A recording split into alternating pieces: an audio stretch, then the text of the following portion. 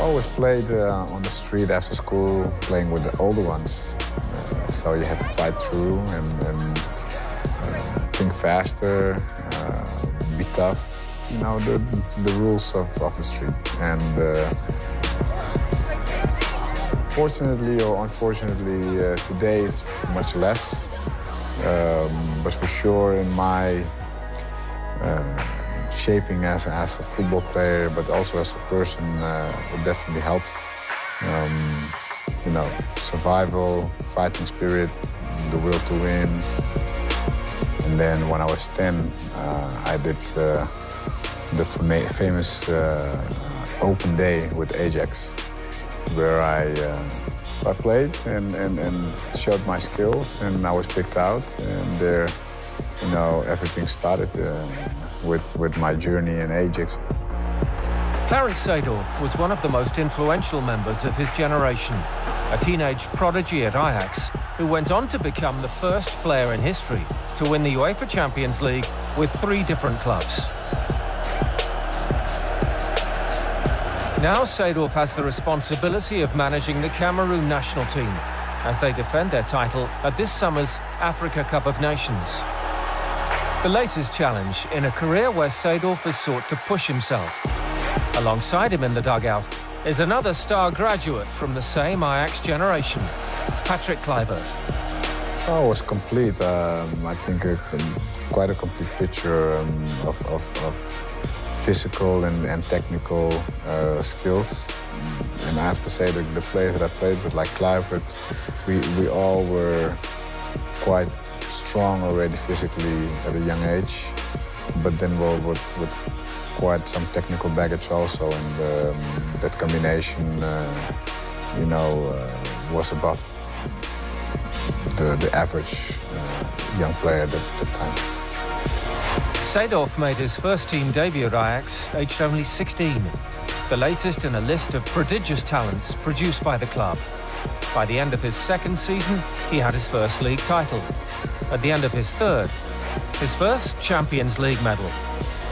I didn't even acknowledge really the importance at that point of what we won. You're so young and now we're winning, you know, and it's just normal that you win the Champions League at that moment. After that win, he moved abroad, joining Italian club Sampdoria in 1995. His stay would prove short after a meeting with coach Fabio Capello triggered a transfer to Real Madrid. We played the last match against AC Milan, already champion of Italy at that point, and I played a great game. And after the match, dressing room, went out, did some interviews, and there was, you know, Capello standing, I think, 50 meters from away from me, and he said, "Do you want to go with me to Real Madrid?" And I looked around and I said, "Are you talking with me?" I said, "Wait a second, I'm just going to get my bag."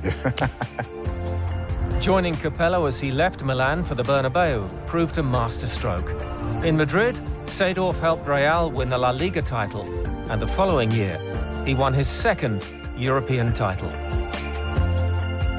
As Seedorf's club success grew, his relationship with the national team fluctuated.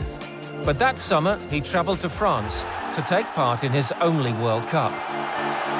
The Netherlands made it all the way to the semi-finals of the 1998 tournament, inspired in part by another product of the Ajax Academy, Dennis Bergkamp.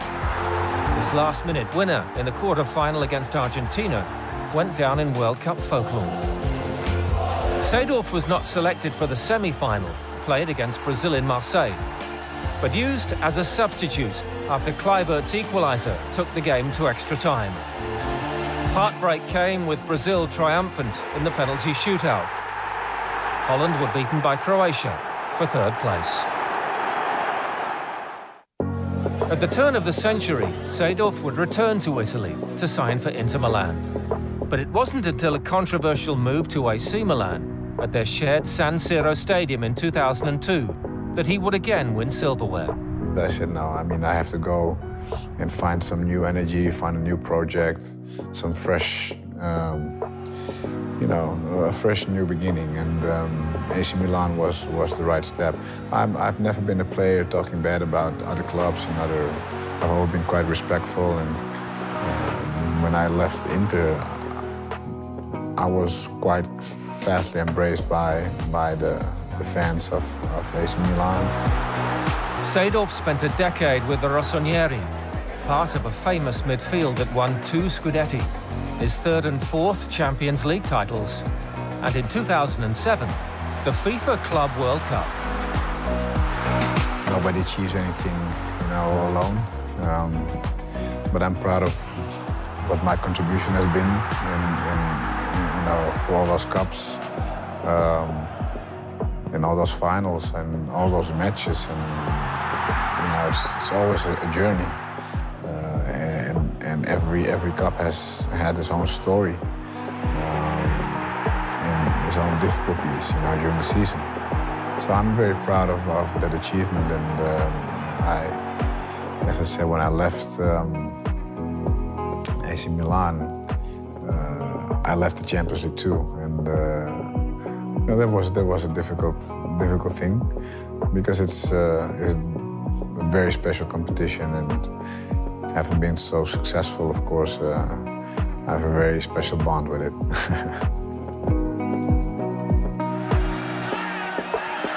Looking back, to the experience with the Dutch national team, which has been a crazy relationship, a never finished business, actually. I've missed 2 World Cups and a European Cup. I will call it destiny, just to keep it simple. After seeing out his playing career with Botafogo in Brazilian football, Seedorf made the swift move into management back at AC Milan in 2014. With his hunger for the game undiminished, his coaching career has seen him manage in 3 continents. And in 2018, he was recognised for his services to the game with a knighthood from the Royal Dutch Football Association. Now he must call on that experience to guide Cameroon to their 6th title when the Africa Cup of Nations kicks off in June. If I look at the training intensity and the way I live it still, it hasn't really changed. I still enjoy, I'm still motivated, and still looking to improve myself and improve others, improve the team, be very determined in doing what I like.